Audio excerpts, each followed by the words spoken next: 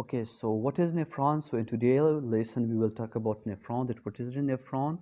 and what is its function. Okay, so let's start about nephron. Okay, first of all, what is its definition? So it is a structural and functional unit of kidney. हमारे साथ nephron जो है वो structural मतलब पूरा जो kidney का structure बना होता है almost वो हमारे साथ nephron से बना होता है and functional और जो unit है मतलब kidney का क्या मतलब कि kidney की जो भी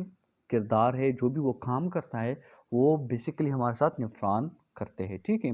okay H kidney and the human contains about 1 million nephron एक किडनी हमारे साथ जो ह्यूमन में होती है उसमें 1 मिलियन नेफ्रॉन मौजूद होते हैं और दोनों किडनी की मिलाओगे तो 2 मिलियन होंगे और या 1.2 मिलियन एक किडनी में मौजूद होते हैं तो दोनों की मिलाएंगे तो 2.4 मिलियन आपके साथ वैल्यू आ जाएंगी पूरे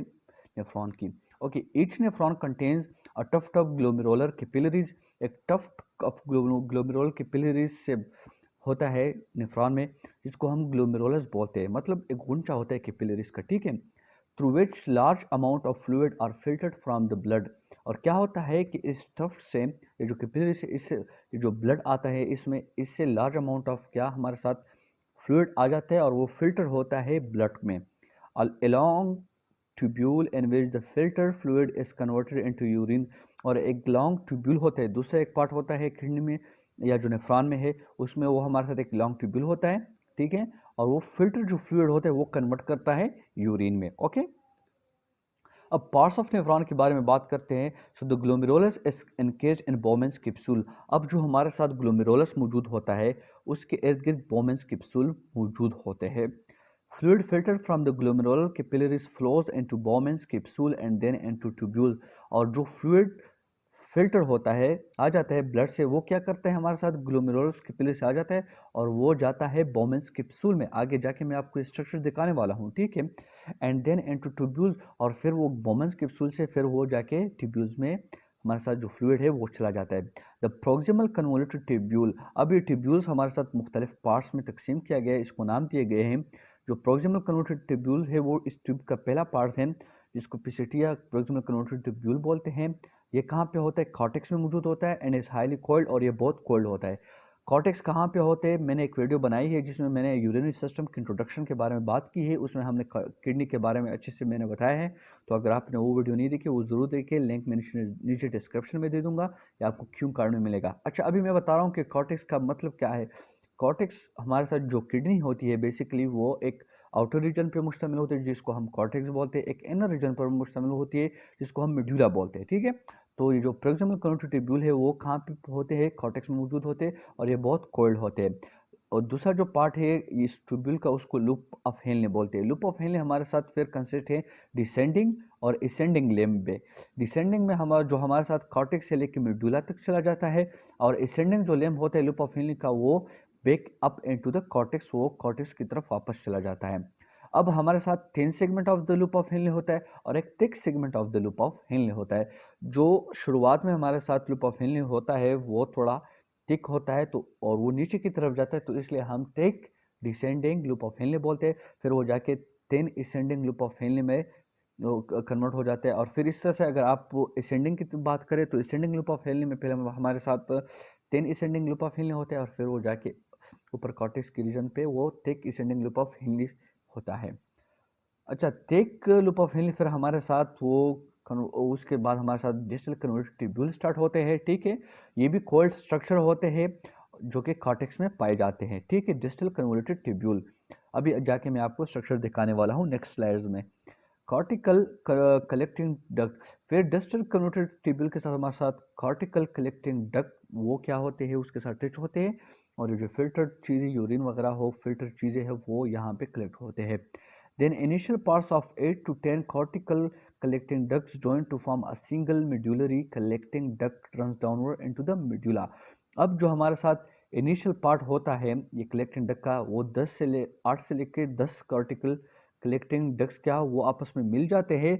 और एक सिंगल मेडुलरी कलेक्टिंग डक्ट बनाते हैं ठीक है क्या बनाते हैं एक सिंगुलर क्योंकि 8 से लेकर 10 कॉर्टिकल कलेक्टिंग डक्ट्स मिल जाते हैं आपस में और एक सिंगल मेडुलरी कलेक्टिंग डक्ट बनाते हैं और वो फिर मेडुला की तरफ चला जाता है और मेडुला से फिर वो हमारे साथ वो ओपन होता है into pelvis of the kidney, और पेल्विस ऑफ द किडनी के साथ फिर वो इस तरह आगे जाके यूरेटर के साथ वो कनेक्ट होता है। आगे स्ट्रक्चर में मैं आपको दिखा रहा हूँ। ओके, ये हमारे साथ नेफ्रॉन का स्ट्रक्चर है, ठीक है। अब इसमें हमारे आप देख सकते हो कि ये जो पूरा है ये हमारे साथ प्रोक्सिमल कन्वोल्यूटरी ट्यूब्यूल, ठीक है, ये जो आपको नजर आ रहा है। पहले हम बात करते हैं ग्लोमेरुलर कैप्सूल के बारे में। ये हमारे साथ एफेरेंट आर्टियोल आए हैं, और ये एफेरेंट आर्टियोल जो कि हमने इसके बारे में भी बात की, रीनल आर्टरी से फिर हमारे साथ सेगमेंटल आर्टरी, और फिर हमारे साथ इस तरह जाती हुई एफेरेंट आर्टरीज आती है, ठीक है। फिर ये आगे अंदर जाके एफेरेंट आर्ट्रियोल है, ये जो नेफ्रॉन में फिर अंदर होते हैं वो हमारे साथ एफेरेंट आर्ट्रियोल्स आते हैं, और फिर इससे हमारे साथ एफेरेंट आर्ट्रियोल निकल जाते हैं। अब जो एफेरेंट आर्ट्रियोल आए हैं ये यहाँ पे ये कैपिलरी रीजन है, ठीक है। अब ये कैपिलरी रीजन जो है यहाँ पे ये जो इसने टफ्ट बनाया हुआ है इसको हम ग्लोमेरुलर कैप्सूल बोलते हैं, ठीक है। क्या है ग्लोमेरुलस, इसको हम, और आल क्या ग्लोमेरुलस जो हमने पहले पढ़ा ग्लोमेरुलस इसको बोलते हैं, ठीक है। अब इसके इर्द गिर्द हमारे साथ क्या होता है, मैंने जो पे उस टाइम बताया आपको स्लाइड में कि यहाँ पे बोमेंस कैप्सूल इसके इर्द गिर्द होता है, और ये बोमेंस कैप्सूल आगे जाके ये कैपिलरी से हमारे साथ ब्लड आती है, इसमें फ्लूइड जो होता है वो फिल्टर होता है इनटू बोमेंस कैप्सूल, और ये बोमेंस कैप्सूल से जाके हमारे साथ ये का प्रोक्सिमल कन्वोल्यूटरी ट्यूब्यूल में ये पास होता है। और जब ये प्रोक्सिमल कन्वोल्यूटरी ट्यूब्यूल में ये पास होता है, जो कि बहुत हाईली कोल्ड स्ट्रक्चर है, जो कि हमने पहले पढ़ा, ये बहुत प्रोक्सिमल कन्वोल्यूटरी ट्यूब्यूल बहुत क्या होता है, कोल्ड स्ट्रक्चर होता है। फिर ये प्रोक्सिमल कन्वोल्यूटरी ट्यूब्यूल आके जाके हमारे साथ लूप ऑफ हेनली में कन्वर्ट होता है। लूप ऑफ हेनली है ये सारा, यहाँ से लेकर ये इस तरह यहाँ तक, ठीक है। अब इसका हमने ये जो है डिसेंडिंग लूप ऑफ हेनली, ठीक है, नेफ्रॉन लूप भी इसको बोलते हैं, और ये हमारे साथ असेंडिंग लूप ऑफ हेनली। अब डिसेंडिंग में फिर दो पार्ट है, एक था thick descending loop of Henley जो कि यहाँ से यहाँ तक थिक है, और फिर नीचे जाके thin descending loop of Henley, और फिर ये ऊपर जाके thin ascending loop of Henley, और फिर यहाँ हमारे साथ thick ascending loop of Henley. फिर ये हमारे साथ जो रीजन आपको नजर आ रही है हमारे साथ डिस्टल कन्वोल्यूटरी ट्यूब्यूल्स हैं, ठीक है। अब डिस्टल कन्वोल्यूटरी ट्यूब्यूल फिर हमारे साथ जाके कलेक्टिंग डिस्क के साथ मिलते हैं। तो ये जो रीजन होता है अक्सर ये कॉर्टेक्स रीजन पे मौजूद होते हैं, distal convoluted tubule and proximal convoluted tubules. Okay, अब ये स्ट्रक्चर बहुत इंपॉर्टेंट है, ये आप जहन में बिठाइए, तो अच्छा हमारे साथ ये जो मेन आर्टरीज आती है, ठीक है, कॉर्टिकल रेडिएट आर्टरी, फिर ये जाके हमारे साथ एफिरेंट आर्ट्रियोल देती है, और फिर ये यहाँ पे कैपिलरीज है। एफिरेंट आर्ट्रियोल हमारे साथ एफिरेंट आर्ट्रियोल के साथ इस तरह से मिला होता है, ठीक है। तो ये जो आर्ट्रियोल्स है मैंने पहले भी बताया, ये कैपिलरीज यहाँ पे है, ये एक टफ होता है, ऊंचा होता है, इसको हम ग्लोमेरुलस बोलते हैं, या ग्लोमेरुलर कैपिलरीज है ये। इसके इर्द गिर्द हमारे साथ बोमेंस कैप्सूल होता है, या ग्लोमेरुलर कैप्सूल भी बोलते हैं, ये बोमेंस कैप्सूल, ठीक है। फिर ये अंदर जाके हमारे साथ ओपन होता है, ये कैपिलरी से जो फ्लूइड फिल्टर होता है बोमेंस कैप्सूल में, वो जाके हमारे साथ प्रोक्सिमल कन्वोल्यूटरी ट्यूब्यूल को पास करता है। ये जो ट्यूब्यूल हमारे साथ आपको नज़र आ रहा है, प्रोक्सिमल कन्वोल्यूटरी ट्यूब्यूल इस तरह से यहाँ पे यहाँ से जाती हुई, ठीक है। तो ये हमारे साथ क्या है, प्रोक्सिमल कन्वोल्यूटरी ट्यूब्यूल, यहाँ पे लिखा हुआ है प्रोक्सिमल कन्वोल्यूटरी ट्यूब्यूल। तो ये देखिए यहाँ पे जाके जाके ये इस तरह से आ रहा है, ठीक है। तो ये जो है कॉइल होता है, बहुत कॉइल होता है। फिर ये हमारे साथ लूप ऑफ हेनली में इस तरह से यहाँ तक आ गया। अब यहाँ लूप ऑफ हेनली इस तरह नीचे जाती हुई डिसेंडिंग लूप ऑफ हेनली, फिर हम हमारे साथ ये thick descending loop of Henley, ten descending loop of Henley, फिर ये जाके ten ascending loop of Henley, ठीक है। और फिर ten ascending loop of Henley से हमारे साथ thick ascending loop of Henley, और फिर यहाँ पे जो